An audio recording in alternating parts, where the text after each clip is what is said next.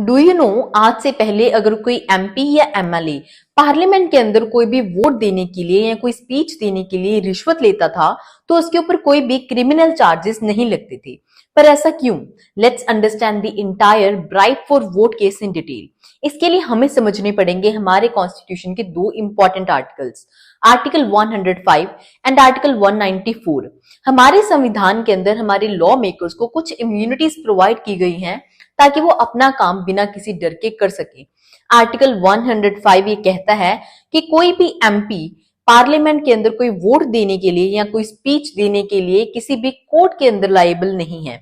मतलब उसने कोई भी पार्लियामेंट के अंदर वोट दी हो या कोई भी स्पीच दी हो, उसके लिए आप उसे कोर्ट के अंदर नहीं ले जा सकते। और आर्टिकल 194 ये सिमिलर प्रोविजंस प्रोवाइड करता है एमएलएस को स्टेट असेंबली के रिस्पेक्ट के अंदर। 1993 के अंदर देश के अंदर पॉलिटिकल और इकोनॉमिक टर्मोइल के चलते पीवी नरसिम्हा राव की गवर्नमेंट लोगों का ट्रस्ट लूज कर रही थी। इसी बीच ऑपोजिशन ने डिसाइड किया कि वो लोकसभा के अंदर नो कॉन्फिडेंस मोशन लेके आएंगे, क्योंकि क्लियरली पीवी नरसिम्हा राव की गवर्नमेंट के पास में मेजोरिटी नहीं थी। लेकिन जिस दिन इस मोशन के ऊपर वोटिंग होनी थी उस दिन ज्यादातर पार्लियामेंटेरियंस ने इसके अगेंस्ट वोट किया और पीवी नरसिम्हा राव की गवर्नमेंट बच गई।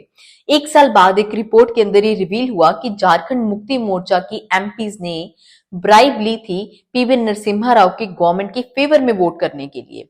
1998 तक जब ये मामला सुप्रीम कोर्ट के अंदर पहुंचा तो कोर्ट ने इसे इस तरह से इंटरप्रेट किया कि आर्टिकल 105 के अंदर एक एब्सोल्यूट इम्यूनिटी प्रोवाइडेड है कि उनकी वोट या उनकी स्पीच से रिलेटेड कोई भी मैटर हो, चाहे वो ब्राइबरी का ही क्यों ना हो, उसके लिए पार्लियामेंटेरियंस लायबल नहीं है कोर्ट के अंदर।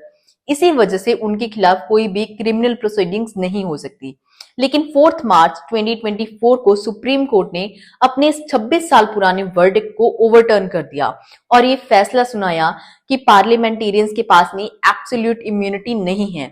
और अब अगर कोई एमपी या एमएलए पार्लियामेंट या स्टेट लेजिस्लेटिव असेंबली के अंदर कोई वोट देने के लिए या कोई स्पीच देने के लिए रिश्वत लेता है तो उसके ऊपर क्रिमिनल प्रोसीडिंग्स होंगी। व्हाट डू यू थिंक कि क्या सुप्रीम कोर्ट के इस डिसीजन से ब्राइबरी और करप्शन के केसेस कम होंगे? Do let me know in the comment section and for more such informative videos keep following.